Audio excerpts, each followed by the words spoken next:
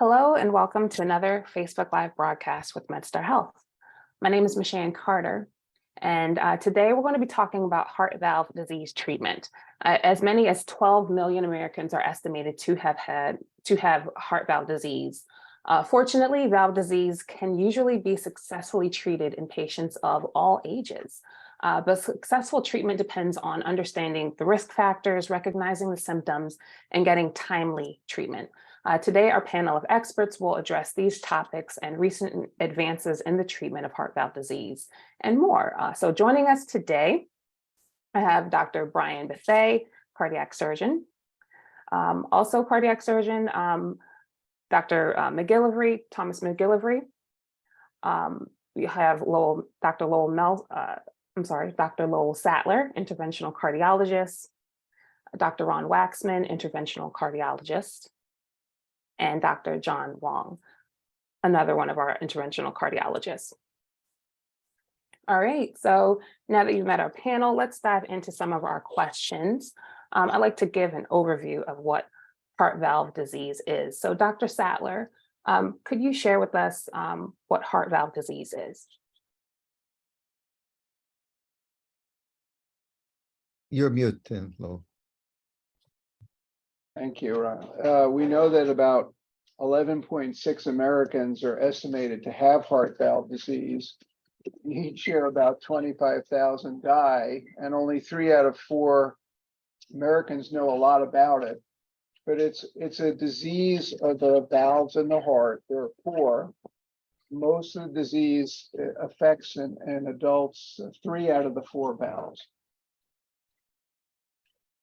All right, thank you very much, Dr. Satler. Moving on to Dr. Bethea, could you share what's the difference between the mitral valve and the aortic valve? Sure. So there's 2 sides of the heart. We'll start with that. There's a left side that pumps blood to the entire body, and then the right side of the heart, which pumps blood to the lungs to get oxygen. On the left side of the heart, there's a top chamber and a bottom chamber. The top chamber is called an atrium, which is analogous to an atrium of a building. It collects the oxygenated blood from the lungs. And then the bottom chamber is the powerhouse that pumps the blood to the rest of the body.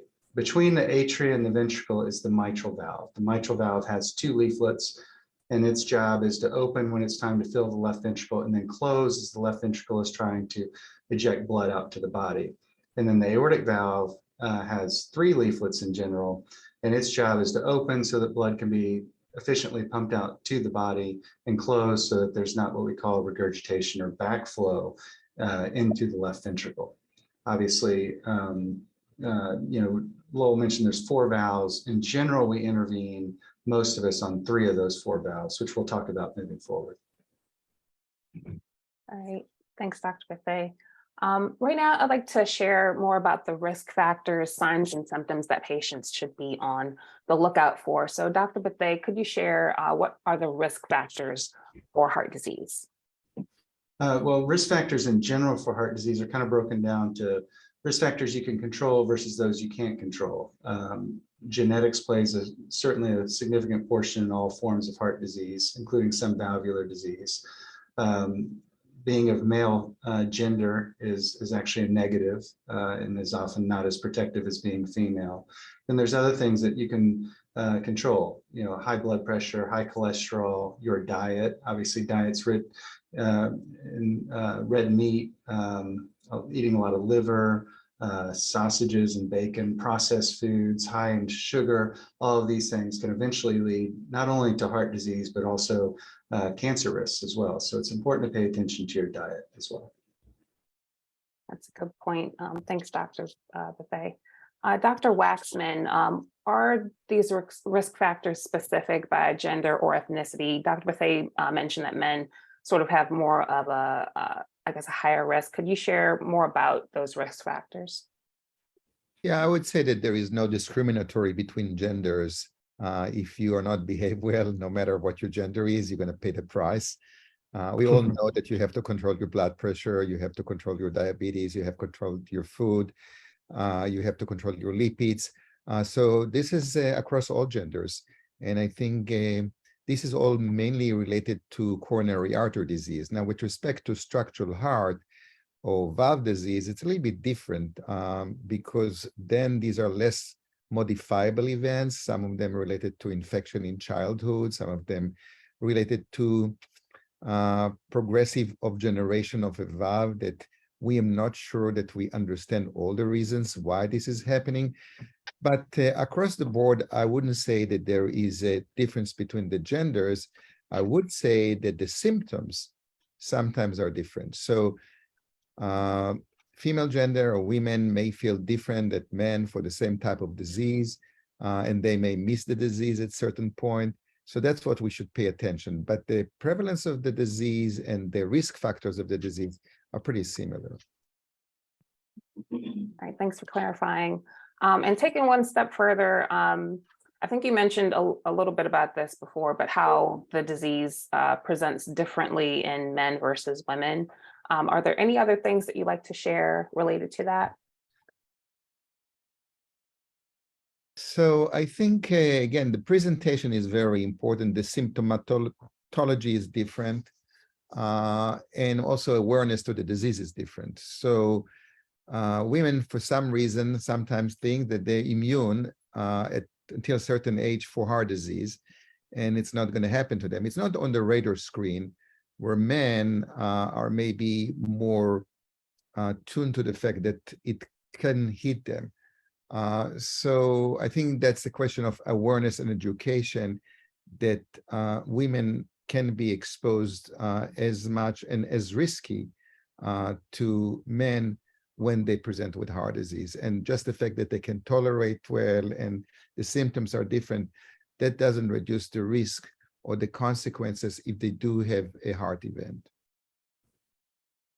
Now, what about genetics, Dr. Waksman, or even family history? Is there some type of component when it comes to genetics for heart valve disease?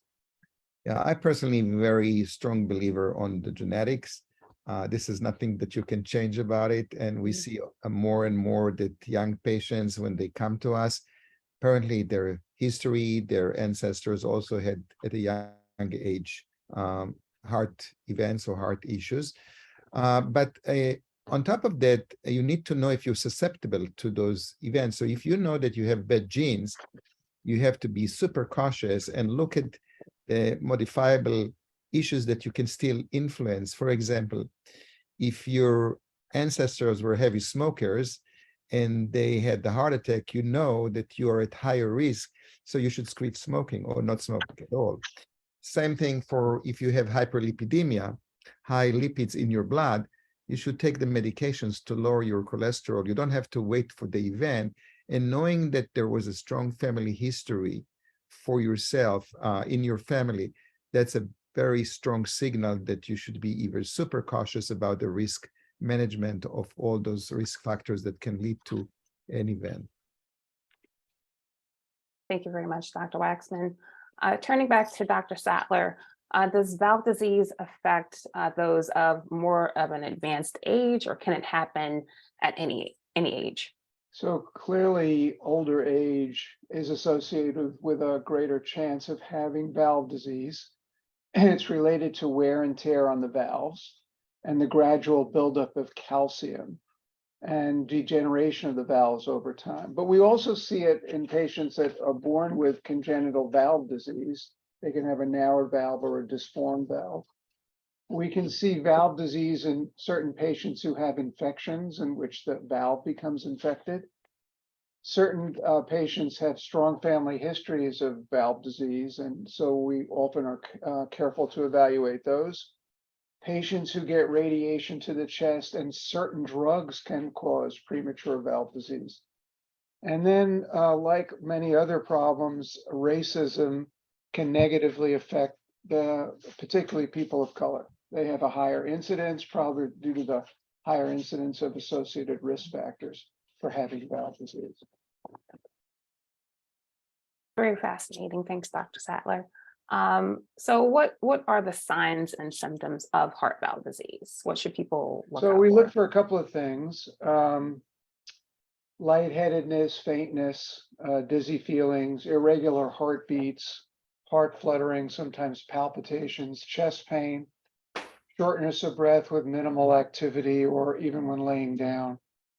Unexplained fatigue can be an early manifestation of valve disease, swelling of the lower extremities or edema in the feet. And sometimes people just don't feel like themselves. They're very fatigued. They can't explain why they're not feeling right. And valve disease could be a cause of that. All right, thanks, Dr. Satler. Now I'd like to delve into common valve conditions and diagnosis. So Dr. Bethea, could you share what is stenosis? So the two most common dysfunctions of the valve are either stenosis, which is a narrowing or regurgitation when the valve leaks. You can think about stenosis as causing a pressure buildup, as if your fingers over the end of your garden hose when you're out watering in the summer, versus regurgitation, which causes the heart to work too hard because of the volume overload. It's simply pumping 1.5 or more the amount of actual blood in the chamber over and over and over throughout the cardiac cycles of the day. All right, and we talked about this a little bit earlier, but could you explain what regurgitation is? Yeah, regurgitation, like you mentioned, we just spoke about, is when the heart valve is leaky and the blood is going backwards rather than forwards. And that can lead to not only heart failure, but other disease processes. And that's usually what causes patients to feel the shortness of breath that Dr. Satler mentioned. Okay, all right, thank you. And one more question, does valve disease play a role in any other heart conditions, such as like heart failure or atrial fibrillation? And if so, how do they, I guess, work together? Well, certainly. I mean, the body was built as a very efficient machine, and it, in general, was made so that the blood is going forward and not backwards. And then when it goes forward, it's unimpeded. So whether you have stenosis or you have regurgitation, they can both cause other issues related to either the pressure phenomenon or the volume phenomenon that we just spoke about. That causes other chambers of the heart to dilate, specifically the atria, the top chambers that we mentioned earlier, and that predisposes you to atrial fibrillation and other atrial arrhythmias. Behind the atria live the lungs, and so you can develop high blood pressure in the lungs themselves and the vessels that supply the lungs. You can also develop fluid on the lungs, which is one of the signs of heart failure, if not pleural effusions. And as things progress, it also affects the right side of the heart. And what's behind the right side of the heart is the liver. And the liver, you can actually get something called cardiac cirrhosis, which is very analogous to, it's the same end process that even alcoholics have, even if you haven't had it. So a lot of us, there's a whole myriad of other things that you don't want to ignore, because once these disease processes start progressing, you've gone from just having an isolated valve problem to having a whole host of problems that we'll try to help you with. So the earlier the referral, and I think everybody on this call would agree with that, the earlier the referral, the better, whether that's patient initiated or whether that's from another doctor, before some of these other end organ issues start to occur. I think that's a good point, to be aware of your body, be aware of how you're feeling, and stay on top of things before too much time progresses. So thank you very much, Dr. Bethea. Now I'd like to turn to Dr. Wang. How quickly does heart valve disease progress? We just talked about how time can be of the essence with getting treatments to the patients, but how fast can things move? This is a complicated question, and it really depends on the type of heart valve disease, the type of heart valve and the type of disease, whether it's a stenotic valve like the aortic valve, which can become calcified over many years and decades. And that's a very slow process. Versus someone who has an acute infection of their heart valve and has endocarditis, and that can be a very rapid progression. So in general, though, I would say the type of heart valve disease that occurs with patients who have ischemic heart disease or heart attacks and their heart dilating because they've had multiple heart attacks, or the aortic valve, which gets very tight from calcium, those are slower and they occur over many years. And it's much more of an insidious process, which is also what makes it challenging, because a lot of our patients say they don't feel any different. But when you're very careful about taking the history, you realize that they're actually doing much less than they have done in years past, and they just attributed it to old age. And oftentimes it's because they have ratcheted down their activity level because no one likes to feel symptomatic. So the progression is quite variable depending on the type of heart valve, the type of disease in the heart valve, and it can be from something very rapid to something that occurs over many, many years. Thank you, Dr. Wang. So I think this is a big question that many of us may have on our minds today. Can heart valve disease be prevented? You know, we've talked a lot about the genetic components of it and the so-called non-modifiable risk factors. And then we talk about some modifiable risk factors. And this is going to sound really generic when we talk as cardiologists, but we really encourage things like a healthy diet and regular exercise and blood pressure control, regular checkups with your doctor, not smoking cigarettes, making sure you go see the dentist regularly for good oral hygiene. I mean, that keeping good dental hygiene is very important in preventing infections and bacteria entering the bloodstream and infections of the heart valves. Of course, if you have a heart murmur, you should get this checked out as well. And oftentimes by doing a simple non-invasive ultrasound of the heart called an echocardiogram, you can see if somebody has heart valve disease. The reason why you heard earlier, we talk about a lot of these risk factors, which are the exact same risk factors for coronary artery disease, is because these two processes, not always, but oftentimes run hand in hand. So patients that have severe blockages of the blood vessels that feed their heart, those patients develop heart attacks. Their heart doesn't function as well. And oftentimes that can either cause worsening of their heart valve disease or is associated with heart valve disease. So it's very common that we see patients with heart valve disease and coronary artery disease. Thanks, Dr. Wang. Dr. Satler, so we talked about how, there are certain steps that we can take to prevent or at least lower our chance for heart valve disease, but can you share how physicians diagnose heart valve disease and what tests or studies still need to be done? Sure. Well, the way you diagnose that is by seeing your healthcare provider. The early detection and treatment of valve disease is critical to successful outcomes, as everyone has said. And everyone should have their heart listened to their healthcare provider regularly, which you can't do with a telemedicine visit. And it's important, the simple stethoscope check can really change the evaluation of a patient. Damaged valves often cause abnormal heartbeats and distinct sounds that we call murmurs. So if you do hear a murmur, the provider usually will get an electrocardiogram. They'll probably get an echocardiogram. They'll get a chest x-ray to look at the heart size and see if there's any extra fluid in the lungs. They may do special tests called MRIs or cardiac imaging to get a detailed image of the heart. They may offer getting an exercise stress test to evaluate performance and endurance. And then ultimately a cardiac catheterization may be required to determine the severity of the valve disease in addition to other associated problems like blockages in the coronary arteries.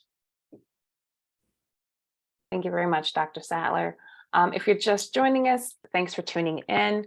We're here talking about heart valve disease. As many as 12 million Americans are estimated to have heart valve disease. But fortunately, valve disease can usually be successfully treated in patients of all ages. Successful treatment also depends on understanding the risk factors, recognizing the symptoms, and getting timely treatment. So today, our panel of experts will address these topics, recent advances in treatment, and more. We have a lot to talk about today, so keep watching, share this broadcast with your friends, give us a like to let us know that you're watching, and share your questions and comments below. We do have a few audience questions that I'd like to share with the panel. So our first one comes from Sherry. She says, can mitral valve prolapse be repaired while it's moderate because of tons of symptomatic uncontrolled PVCs? Not sure what PVCs are, so if you could also share what those are. It sounds like she has the problem, Brian, so Yeah. what you say. Well, I think in general, not with moderate, because our greatest job here as panelists, but also as practicing physicians, is weighing the risk and the benefit of a procedure versus the risk and benefit of not doing anything at all. And unfortunately, despite the uncomfortable PVCs and the symptoms associated with those, it is likely not coming from the mitral valve. Now, that said, oftentimes, especially with prolapse of the mitral valve, there's an over 95% chance we'd be able to repair that valve. And so we do believe in earlier intervention. I would actually recommend her to get some sort of exercise stress echo to see what her valve is really like under a stress situation, rather than an echo where you're just lying on a bed or under some type of anesthesia, to really get a good assessment of what it's like when she's out vacuuming or exercising or any of those things. Because oftentimes what we'll find is that the valve leakage is actually severe and not moderate. All right, thank you very much. We have another question from Carla, who's asking, why can't you get a procedure until your stenosis becomes severe or showing symptoms? Is it wise to wait and put it off? It's with aortic valve disease in general, when the valve is tight, it's called stenotic. And typically we wait till patients develop symptoms, because when we relieve that obstruction, the heart is working less hard. So we can actually wait till patients develop symptoms and it's severe. In the past, and Dr. Bethea mentioned, we always use the risk-benefit ratio to decide whether or not to do a procedure or not do a procedure.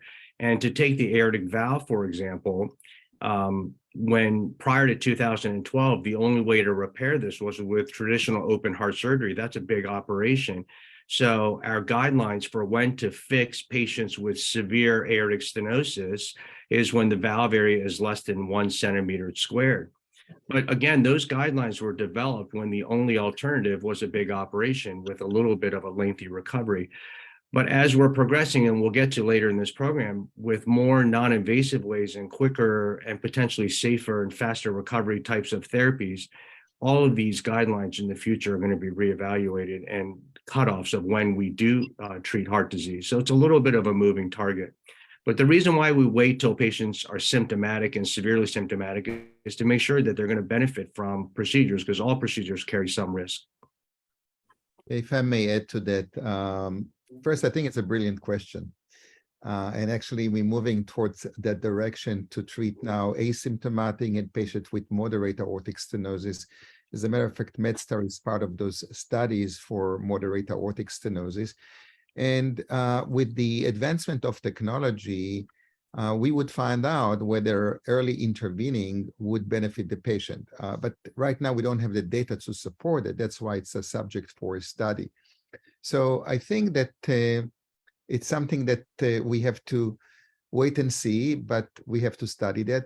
Also, you have to realize that if we're talking about a valve replacement for aortic stenosis, the valve also have a shelf life in the body, which could be 10, 15 years. So if you do it early and you're planning to live longer, you may need 2 valves. So that could be maybe downside on the end of the road. And that's why this should be a subject for studies. But there are actually 2 studies going on, one for asymptomatic and one for patients with moderate aortic stenosis, just for symptomatic patients, and we'll find out. So stay tuned. Thank you very much. We have one more question from Sherry, so a follow-up about mitral valve prolapse. So they were told that mitral valve prolapse repairs are not very good compared to TAVR. So what are your thoughts? Is there one process that's, I guess, better for one patient versus the other?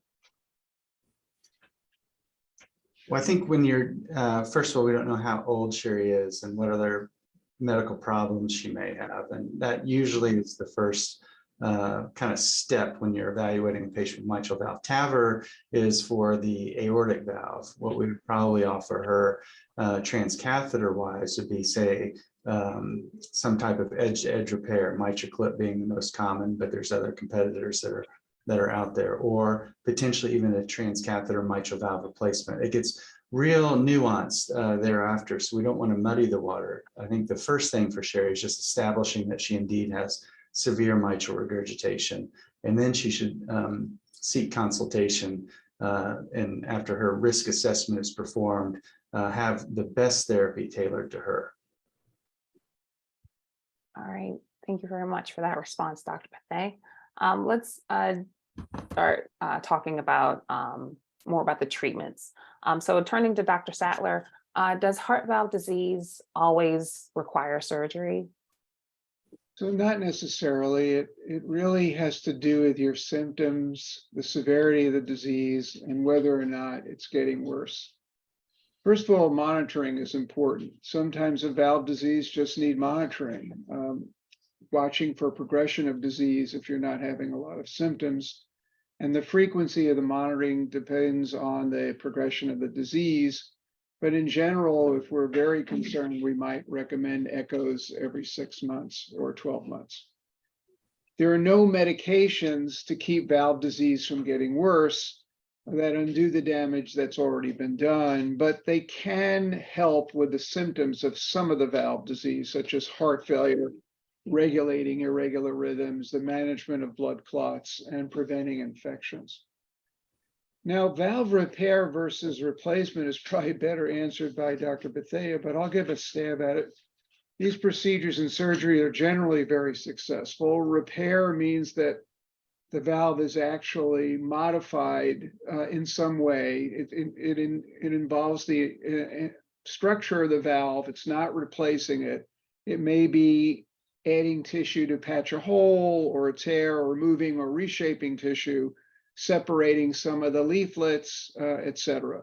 And this can often be done with a less invasive procedure.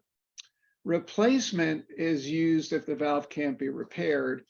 And the new tissue can be bioprosthetic or mechanical. The tissue valves are made from cow or pig tissue or taken from human cadavers. Mechanical valves are different. Both of them need to be completed with open heart surgery, in which an incision is made through the chest to allow access to the heart. In some cases now, we can do it with a less invasive procedure called transcatheter valve replacement, either aortic or mitral. And in TAVR, which is the one that most patients are familiar with, the new valve can be placed through a thin tube in the leg and then moved inside the patient's native valve.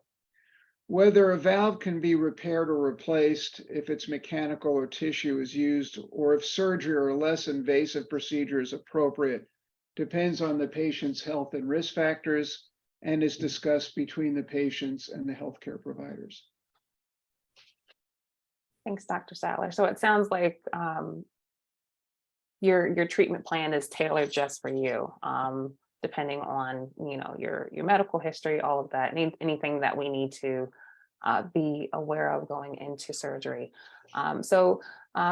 Dr. Waksman, we just talked about surgery for heart valve disease, but what medications are available and used to treat heart valve disease? So it depends on the symptoms. I mean, some of those diseases creating some heart failure that can be actually managed controllable with medications, especially if the valve is on the tricuspid side or in the mitral side, on the left side. It's true that for the aortic, this is basically like a plumbing issue. It's closed, so the medication not going to open or not going to make it better. So the symptoms can be sometimes alleviated with medications, but the best remedy is actually to open the blockage, which means replacing the valve. So each valve has some flexibility to treat with medications for the symptoms, but the medication doesn't repair the valve. They don't fix the problem of the valve, whether it's a mechanical problem or just elongated cords or mitral valve prolapse we mentioned. They basically helps you to manage your lifestyle with medication, which is not a bad thing. But that requires surveillance, because at some point, the medication is not going to be enough to do the job, and then you'll have to have it intervening. And this is a very fine line, to find out when medication's not going to help you anymore, or when there is some permanent damage that can cause to the heart because of the valve disease, which would require repairing or replacing the valve. Thanks, Dr. Waksman. Turning to Dr. Bethea, I think we sort of mentioned a few of these options in our earlier question about surgery and different options for that. But could you, further share more about those surgical treatment options for heart valve disease? Yeah, so I think it's actually a continuum now. And so I really want to stress that the most important thing is when you go to seek help for a heart valve, you actually get multiple options or potential options, and you're explained what those options are. Because if you go to a person or a provider that's only offering you one option, telling you that's the only option, then you're not getting a fair and balanced discussion. And you have to take the patient's risk factors, the known technologies that we use to fix whatever the valve disorder may be, and what those benefits, you've heard us all talk about the benefits of each of these technologies, but then also what the limitations of the technologies. And so oftentimes, especially as Dr. Waksman mentioned, if you're less than the age of 70, we really have to be very careful about what is your first valve procedure. We want to make sure that if it's open heart surgery and we're going to repair or replace the valve, that's the only time you're ever going to need open heart surgery. If we choose transcatheter, we want to make sure that we're setting you up either for a future transcatheter re-replacement or potentially open heart surgery down the road. It sounds a little bit murky there, but these are all the decisions that we make and we discuss as what we call heart teams. And so, at MedStar, we work very closely side by side with each other. So you're not getting one opinion, you're getting multiple opinions. And we talk about the patients multiple times a day to make sure that we are providing that best therapy. For the aortic valve, it's almost never repaired. It's a very specific indication for repair. So in the aortic position, we're talking about replacement. That's either done surgically or, to borrow my partner's line, with a number 2 pencil via catheter in the groin, okay? And we have to, the advances in both the transcatheter and the heart valves that have been made recently are in the way the tissues are treated. We don't have the long-term data yet, but we're optimistic that these bioprosthetic or these non-mechanical valves are going to last longer than they ever have historically. I think it's important for the patient to know that if you're in your 50s and you have an aortic valve replacement, doesn't matter what route you had it done, those valves on average last only about 7 to 8 years. In your 60s, you start getting into 10 to 12 years. When you're over 70, then you start going 12 to 15 years. It's merely a function that when we're younger, we put more wear and tear on the valve. And there's been decades of research on this. So that's why now treating the leaflets is important. In general, in the mitral position, repair is always preferable, whether that's, again, done with a surgery or with a catheter. It depends on the patient's risk profile. The one advantage of surgery with repair is that we also reinforce the annulus, which drastically decreases your need for future reintervention. Right now, when we're repairing the mitral valve, we really do what's called edge-to-edge repair, and we're not supporting the annulus. And that leads to potential for that annulus to dilate and more leaks to rear their ugly head down the road. We do have the option for patients, especially over the age of 70. It's not often in medicine where we can compare repair and replacement side by side, but in a large trial that was randomized to either repair or replacement, granted open surgical technique, there was no difference in survival between repair versus replacement. The only difference was rehospitalizations and readmissions in the repair group because you had recurrent mitral regurgitation. In general, though, those weren't great repairs to start with. So it's important, again, to seek providers that deal with these disease phenomenons on a day in and day out basis. And in the tricuspid position, which is on the right side of the heart, surgical repair and replacement has always been what we consider to be a pretty high risk procedure. And a lot of surgeons are hesitant to do it, especially if you're just operating on the tricuspid valve. We have gotten better over the last decade with a lot of advances in how we care for the patients, both before and after the operation. The mortality rate, though, is still considered to be high risk at about 5%. So that really opens the door for what we call transcatheter tricuspid valve repair, which is in my mind a much better option because most of those valves can be repaired. And secondly, most of these patients that are coming in with tricuspid valve either have had a previous open heart operation. So now we've doubled the risk on top of it. So I think the continued advances, and I think the unsung heroes here, the engineers who are mimicking everything that I do as a surgeon, but now with a catheter. We still have a long way to go till we get to perfect results, but I have, if you put medicine in context, 100 years ago, we were putting leeches on patients thinking that we were helping them. And I think in 100 years from now, they'll look back on somebody like me that opens people's chests for a living, and they're going to think I was just as barbaric. That's an interesting comparison there, Dr. Bethea. Yeah, it's good to know that things have thankfully advanced and there are options, to treat such conditions, such advanced conditions. I would be interested even to hear minimally Ron, invasive options too. Yeah, I'd be interested to hear Ron and John's opinion on this, but I think for the aortic position, we've pretty much got that figured out. And transcatheter, and especially moving forward, it will be more and more transcatheter options on how to manage a previously placed either surgical or transcatheter valve. I think the mitral and the tricuspid, we're moving along a little slower.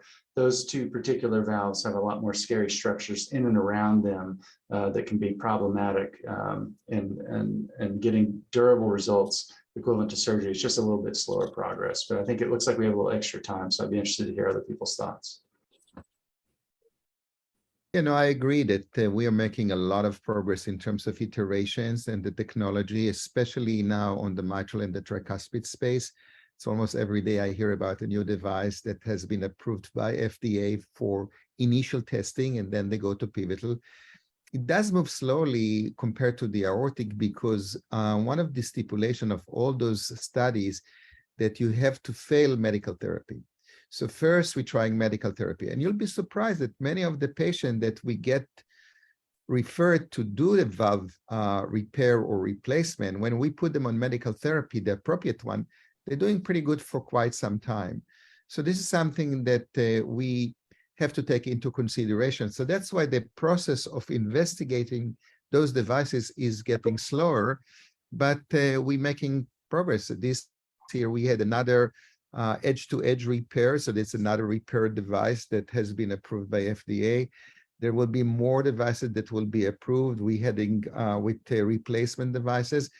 And in a week from now, we're going to hear about, again, another repair technology for the tricuspid, that if this study is going to be positive, it probably will be resulted with a quick approval by FDA. So things are moving slower, but they're moving in the right direction.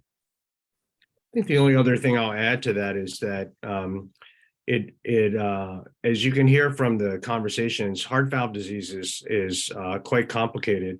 And there are multiple different valves and different pathologies, and medicines work. And one thing that we oftentimes find is that patients come to us very late in their disease process. And so I think the key is really to seek your healthcare provider and to be monitored closely. And then when you do see the heart specialist, when the time does come, when you fail medical therapy for a procedure itself, then you're going to have a team approach with specialists that's going to be able to offer an individualized therapy depending on your particular heart valve disease. Well, thank you all for your response to that question and for elaborating. I think that was really valuable information to know. I'd like to talk more about the TAVR approach. So Dr. Wang, could you share what the TAVR procedure is and who's a good candidate for that procedure? Sure. As Dr. Bethea has alluded to, the TAVR procedure is it stands for transcatheter aortic valve replacement. And it is a way where we can replace the aortic valve without traditional open heart surgery. It was approved in the United States in 2012. And really now there are more transcatheter-based aortic valve replacement procedures than traditional open heart surgery. It is a procedure that takes under an hour. And the patients are oftentimes done this procedure in a cath lab or what's called a hybrid operating room. They are asleep for the procedure, but usually without a breathing tube. And then we place a catheter, and this is what Dr. Bethea was alluding to, the size of a number 2 pencil in the groin. And we pass up a new heart valve that's crimped onto a catheter, and we position it inside of the old disease heart valve. We do not take out the old disease calcified valve. As a matter of fact, we use the calcium and disease valve as an anchor to hold on to the new valve. And once we deploy that new heart valve, it starts working immediately. Again, the procedure is under an hour, oftentimes much faster, 30, 40 minutes even. And when we're done, we close the area that we went in the femoral artery with a couple of little stitches. And most patients go back up into their room and feel like this procedure was much more similar to their heart catheterization procedure than it was to, of course, traditional open heart surgery. Patients are oftentimes surprised that it can be done so quickly. And this procedure, I would say the vast majority of the patients are just monitored overnight. They're up and about in a chair and walking later that afternoon. And most of our patients, probably about 80% of them, go home the next day. So it really has revolutionized the way we treat aortic valve disease. And it's remarkable, these patients that really prior to 2012, if you could not have traditional open heart surgery, we didn't have good therapies for these patients. And now we have transcatheter aortic valve replacement. That's what TAVR stands for. Yeah, if I may add one more thing, many patients, especially elderly, they actually accept that they don't function as good. They relate this to their advanced age. And then when they undergoing ultrasound of the heart, then we find that actually there was a reason why they're not functioning well, because they do have aortic stenosis, and they never thought about that they can live better. So there is actually not enough awareness to the potential that the reason that you slow down, as was mentioned before by Dr. Satler, and especially in the elderly, it's not about the age, it's about your valve. And it is very comforting to know that many of our patients are in their 90s. We have few that were 100, and they're doing much better after the valve replacement. So this is one of those few therapies that within age is not a factor to have a successful procedure. And patients need to be aware that if something is wrong, it's not necessarily related to their age. It could be related just to their valve. Thank you very much. Yeah, it's pretty reassuring to know that if you were to have that procedure, you could very likely go home the next day. Just the pre-planning that would have to go into all of this and coordinating everything from the patient perspective, it's good to know more about this process. So once you had the procedure, Dr. Wang, could you share more about what the recovery process looks like? Do you have to take any medications, take any other precautions? So after you have this procedure, most patients, like I said, go home in the next day or the following day. And really the main precautions are very similar to a heart catheterization. So we don't want patients to do any heavy lifting or anything over 10 or 15 pounds, mainly because we want to make sure that the area where we went in the femoral artery doesn't have any problems with bleeding. But after a day or so, kind of taking it easy, they really are able to get back to their regular activities. We do recommend that after they get their transcatheter aortic valve, that patients are maintained on a baby aspirin and ideally another antiplatelet agent such as Plavix for a short amount of time of 3 months. In patients that can't tolerate those medicines because of bleeding, or if they've had gastrointestinal bleeding or upset stomach, one of those two medicines would suffice. But ideally, we'd like to have them on both the Plavix for at least about 3 months.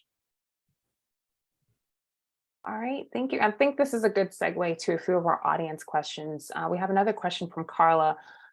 who's asking, what are the differences between TAVR valve brands in terms of performance, longevity, clinical results versus open heart surgery?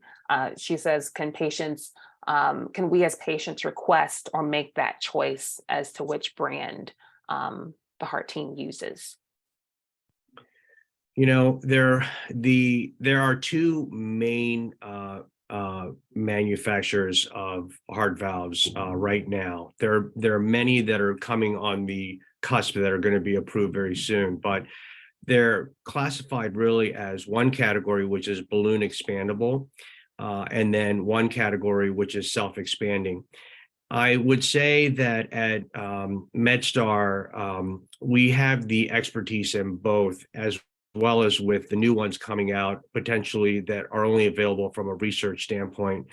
So there are particular patients' anatomy subsets that benefit from one versus the other. And one of the advantages is that we don't try and always use one in every single patient because that's the one we have. And I think this decision should not be a decision made per se by the patient. It's really made by the team of physicians taking care of the patient on an individualized basis based on their particular anatomy. I would say that the vast majority of patients, probably either one would be equivalent, but there are certainly subsets where one favors the other. All right, thank you. We have another question. This one is from Betty, who's asking, what minimally invasive procedures can replace the mitral valve? So the most minimally invasive is via the catheters that we're talking about. And there's different varieties. Some go through the groin, through the vein in the groin. Others make a small incision in the chest. That's with the transcatheter mitral valve replacement products that are right now. Eventually, everything will migrate towards through the groin. And the catheters, just like in TAVR, will continue to get smaller and smaller. Not as crucial since we're going through the vein and the prostheses are bigger, but there will be incremental decreases in size. If you're talking surgically, there's never been any real difference between sternotomy versus doing a small incision where you sneak between the ribs. The sternotomy incision is well tolerated. The sneaking between the ribs is well tolerated. What you want to make sure is that you're getting the best therapy. So whatever the surgeon feels most comfortable with in terms of the approach should be the approach that they use. Also, more often than not in the world of heart surgery, even if you come with just mitral valve disease, if you come with most likely atrial fibrillation or any history of palpitations, you should also be getting that treated at the same time, which entails managing your left atrial appendage, as well as doing a combination of radio frequency as well as cryoablation to prevent you from going into long-term atrial fibrillation. Atrial fibrillation, once it starts, it's a progressive disease. So you start off in what we call paroxysmal, which means every once in a while. Then you get more persistent, which means it's lasting a little bit longer. And then if you stay in this for over a year, now you're in permanent persistent atrial fibrillation. So at the time of the procedure, you don't want your surgeon to get cute with the incision because this is not a cosmetic operation. You want to make sure that you're getting the best heart therapy to really maximize your not only your survival, but your symptoms while you are living and trying to do your day-to-day. Thank you very much. Also, Dr. Bethea, could you share about some of the recent advances in treating patients with valve disease? Yeah, I think we've covered a lot of them. I think you've heard us say that as we move forward, a lot of these things will continue to migrate to smaller and less invasive approaches using catheters to do the lion's share of the work. I think the one thing that we touched on, but really probably needs to be emphasized, is that it didn't matter when you really look at the trials, whether it was with a transcatheter valve or with traditional surgery. And I'm specifically talking more about mitral tricuspid, that when you start getting into 1 year, 5 year, and 10-year longevity follow-ups, both sides, it's a little bit eyebrow raising the survival of patients long-term. And so I think what these trials that Dr. Waksman and Dr. Wang have keep mentioning is they've really improved us as physicians and making sure that you're on what we call goal-directed medical therapy. And that's both before the operation or procedure and then also after. We've also gotten much more aware of screening for any type of electrical issue in the heart, where an electrical cardiologist or an EP cardiologist might be able to help you with a pretty minimally invasive device. We've actually seen 20–30% of patients with mitral regurgitation that when they receive this device called a CRT, actually the mitral regurgitation dissipates to a point that it doesn't need an intervention. But I think putting the totality of these together, and we've learned all this through the study trial protocols. Actually, if you apply that to everyday patients, those mortality rates and those the complication rates will begin to continue to dissipate. And I think that's probably one of the greatest advances, adjunct advances to come out. And I think people need to realize that medications are a technology, and they're also rapidly changing. And just like Dr. Waksman says, I follow a whole host of people who were initially referred with severe mitral regurgitation that once they've been on 2 to 3 months of goal-directed medical therapy, we now have an annual visit where really it's almost social, and we're just shaking hands and saying, we'll see you in a year with a repeat echo. Okay, so I don't want to underestimate that the medications really can help a lot. Good to know. So speaking of those clinical trials and studies that we've mentioned earlier, Dr. Wang, could you share more about that? Is there anything else underway when it comes to treating heart valve disease? Sure, I'll start and kick this off, but Dr. Waksman's here, and you see the MCRN banner, real expert, and will be able to fill this in. But Okay. I think generally speaking, if you look at the very first heart valve that we put in commercially in 2012, that's not what we're using today. That's like, imagine all of us still driving a 10-year-old car, which by the way I do, but the car technologies have improved over time, right? Every year there's a new model. Some advances. The same thing with all technology. It's medical technology is the same way. In many respects, it moves even faster. So I think for aortic valves, we're probably on our 4th generation of valves now, each one with small iterative changes that's made it smaller, easier to deliver, safer for the patients with better outcomes. And at MedStar, we have been involved in almost every single major trial for heart valve disease, whether it's on the aortic or mitral or tricuspid side. We presently have a couple of 2 or 3 ongoing ones. Again, the next generation heart valves are trying to get the US FDA approval of these valves.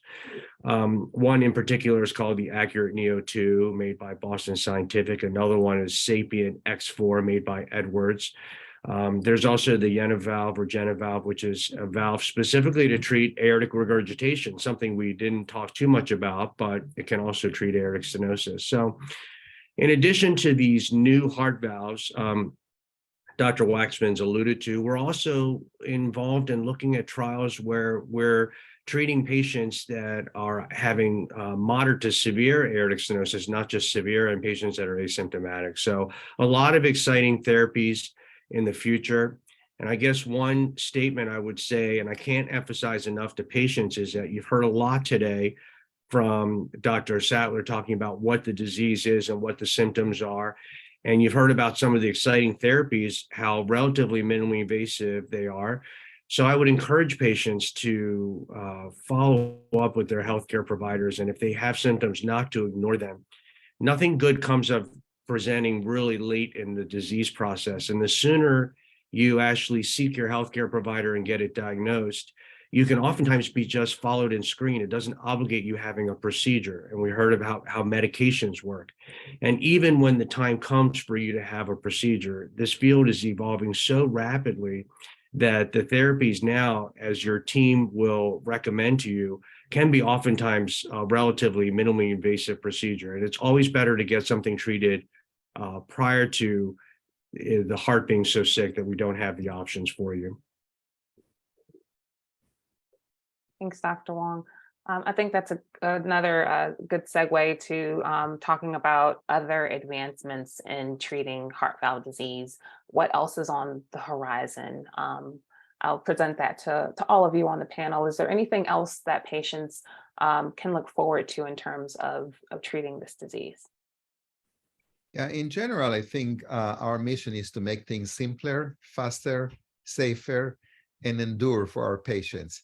And many of those are not really on the public domain. They are under research. But one general advice that I would say, if you are up to a very traditional surgery, check first because there may be some opportunities. For example, we are probably the only center in this region that take care of patients with aortic insufficiency. We mentioned before, that's a severe leakage of the valve. And there is a designated valve that is used in a study for this type of patients. And the study actually been completed, so we do have some continued access to the device. But this is an example of a technology that probably within a year will be available to everyone. But for now, it's only available for those sites who participated in the study. And there are many other opportunities like that. So the advantage of being connected to a tertiary heart center that does a lot of research, usually we have an access to all those new devices that they're all under FDA supervision, they're all under advanced stage, and this can potentially give a patient an opportunity to participate in a study and to benefit for a simpler and more durable procedure. So that's on patients just continue to do the shopping when it comes to a center, what else can you get? Because there's all the time something new, and we would need more than an hour to go through all the new technologies that are knocking on our door. But that's one thing which is a thing very, very unique in cardiology, that this field is continue to evolve and continue to have full of innovation that they are for the benefit of the patients. So you probably want to take advantage of that. Ron, I'm going to play patient for a second. One of the questions or comments I get all the time in the clinic is, but research is scary. Do you get that a lot? And how do you answer that to the patients when you're offering them a research trial for a valve? So I agree. I mean, nobody wants to feel he's a guinea pig, but I would say that in order to get any device for research, you have to go through FDA. FDA is a very regulated agency that look at all the data. They know more than we do because they see everything, and they determine whether there is a benefit versus risk. Obviously, when you're in research, but even if you're in a regular procedure, you take a risk. You don't know how that's going to play out at the end of the procedure.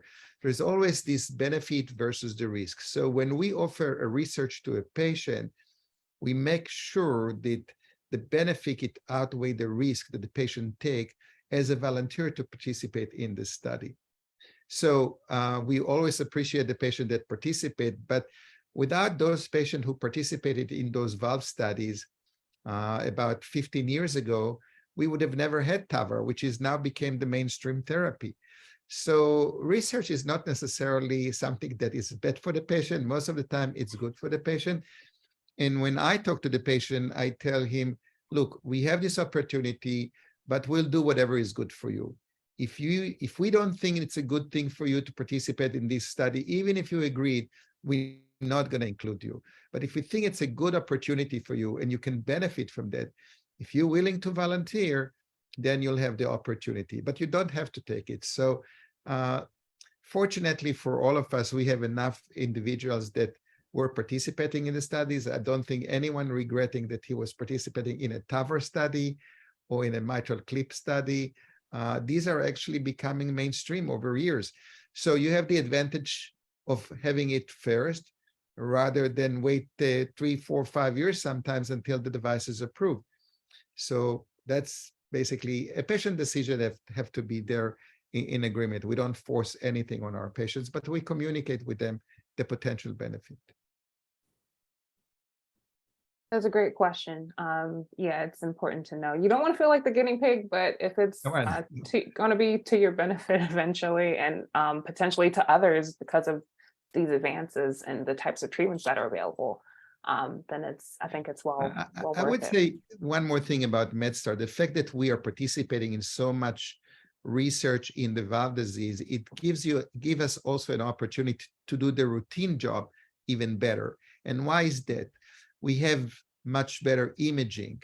We have much better service. Our staff is trained to deal with a very complicated situation and new devices. So that makes us even better on the day-to-day routine. So that's always supplement to what we do on a daily basis. Great. Well, as we close, doctors, is there anything else that you'd like our audience to know? Any important takeaways, anything that you would like to share as we close? I would say, listen to your body. Patients usually, they have the guts. They know if something is wrong. Don't sit on that. Don't bury on that. Don't try to ignore it. Listen to your body. Particularly since we're all coming off of COVID and a lot of telehealth and deferral of our routine checkups, it's good to reestablish care with your doctors and let them know about some of these symptoms that may concern you, so we can make sure that you don't have heart disease. And if you do have it, to diagnose it early and to manage it and hopefully prevent you from even needing a procedure in the future if that's possible. Well, thank you very much, doctors. That wraps up our broadcast for today. Thank you to everyone for viewing and for sharing your questions and comments with us. For those that we were not able to address during the live broadcast, we're going to share those with the doctors and get responses to you as soon as possible. So thanks again for sharing your questions with us. If you'd like to learn more or set up an appointment, please visit our website. We're also going to share some phone numbers as well, whether you're in the Baltimore or DC regions, in case you'd like to go that route and learn more. So thanks again, and we'll see you next time. Bye. Thank you.